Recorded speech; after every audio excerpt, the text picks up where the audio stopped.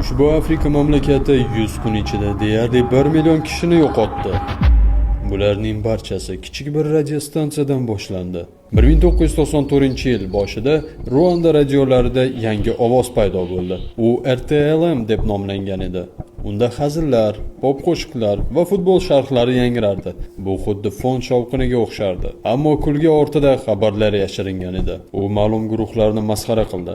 Odamlarni dushman deb atadi. Kundan kunga ohang qorayib borar. Ko'proq odamlar uni tinglay boshladi. Keyin 6-aprel kuni prezidentning samolyoti urib tushirildi va qotillik boshlandi. U ismlarni, manzillarni aytib, mahallalarni chaqirib, oddiy odamlarga qanday harakat qilishni aytib, efirga uzatishda davom etdi.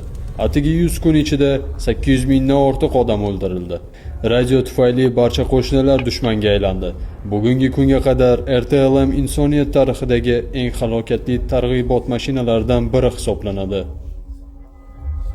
Yanada qiziq hikoyalarni ko'rish uchun obuna bo'ling.